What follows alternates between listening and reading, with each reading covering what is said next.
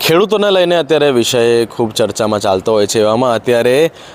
ઉનાળુ જે આવી રહ્યું છે, ઉનાળામાં જે પાક જે છે એ પાક માટે એક ભાવ નક્કી કરવામાં આવતા હોય છે। એવામાં રાજ્યના પુરવઠા મંત્રી કુંવરજી બાવળિયાએ એ ભાવ નક્કી કર્યા છે। એટલે એ ભાવની જાહેરાત આજે એમણે કરી છે। કાલથી ખેડૂતો જે છે એ રજિસ્ટ્રેશન કરી શકશે અને 31 માર્ચ સુધી આ રજિસ્ટ્રેશન કરવામાં આવશે। એવામાં હવે કુંવરજી બાવળિયાએ આજે વિધાનસભામાં પ્રેસને સંબોધતા એ એમએસપીની વાત હોય, મિનિમમ સપોર્ટ પ્રાઇસ કઈ કઈ રાખવામાં આવશે, ઘઉંની વાત હોય, બાજરીની વાત હોય કે પછી મકાઈની વાત હોય, આવા જેટલા પણ જે ધાન્ય જે છે એની મિનિમમ પ્રાઇસ એમણે કહી છે અને ક્યારથી આ પ્રોસેસ ચાલશે, કઈ રીતે આ પ્રોસેસ કામ કરશે, એના વિશે એમણે શું કહ્યું, આવો સાંભળીએ। રાજ્યમાં ખેડૂતોને તેઓના પાકના પોષણક્ષમ પૂરતા ભાવ મળી રહે તે માટે રવિ માર્કેટિંગ માટે આ સિઝનમાં એટલે ચાલુ વર્ષ 2024-25માં રાજ્ય સરકાર દ્વારા લઘુત્તમ ટેકાના ભાવે ઘઉં, ઉનાળુ બાજરી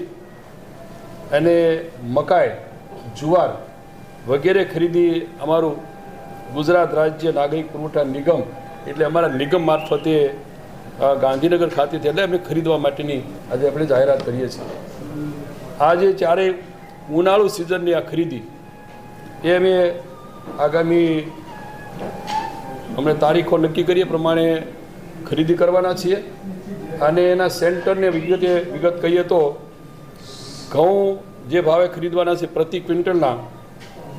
2275 રૂપિયાએ, બાજરી માટે પ્રતિ ક્વિન્ટલના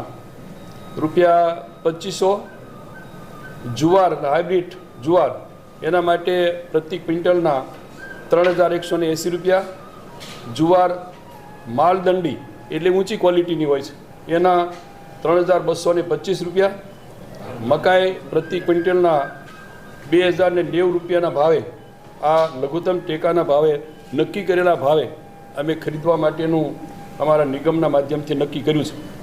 ખેડૂતોને પ્રોત્સાહન મળી રહે, સાથે રાજ્ય સરકાર દ્વારા ઉનાળુ બાજરી જે પકવે છે એ ખેડૂતોને આર્થિક લાભ થાય, જુવારની ખરીદી થાય એના માટે પણ અમે દરેક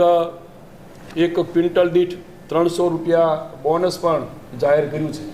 એ ક્વિન્ટલ ઉપર એટલે ખેડૂતોને પણ આર્થિક રીતે પોસાય એ રીતની જાહેરાત કરીએ છીએ। ભારત સરકાર દ્વારા જે નક્કી કરેલા લઘુત્તમ ટેકાના ભાવ એના જે વેચાણ કરવા માટે ઈચ્છતા ખેડૂતો એને નોંધણી કરવા માટે દરેક ગામની અંદર પણ ખાસ કરીને વીસી જે દરેક ગ્રામ પંચાયતમાં નોંધણી કરતા હોય છે એના માધ્યમથી અને રાજ્ય સરકારના FPP એટલે પોર્ટલ જે ફાર્મર્સ પ્રોક્યુરમેન્ટ એટલે ખરીદી માટેની પોર્ટલ છે એના માધ્યમથી પણ ઓનલાઈન એનું રજિસ્ટ્રેશન કરવા માટેની જોગવાઈ છે। આની શરૂઆત અમે આવતીકાલ એટલે 27/2/2024થી 31/3/2024 સુધીના આ સમય દરમિયાન નોંધણી થશે, રજિસ્ટ્રેશન થશે અને એ ઓનલાઈન રજિસ્ટ્રેશન કરવા માટે જે જરૂરી ડોક્યુમેન્ટ્સ હોય એ ખેડૂતોએ એમાં રજૂ કરવાના હોય છે અને સાથે આ નોંધણીના સમય દરમિયાન જ વચ્ચેથી અમે 15મી માર્ચથી એ આ ખરીદી માટેનો પણ અમે જાહેરાત કરીએ છીએ અને ખરીદી પણ 15મી માર્ચથી શરૂ થશે। આમ કુલ ખરીદીના રાજ્યમાં 196 જેટલા સેન્ટરો છે, એ સેન્ટર ઉપરથી આ ખરીદી કરવા નોંધણી થાય, નોંધણી પછી 15મી માર્ચથી ખરીદીની શરૂઆત થશે। આ રીતે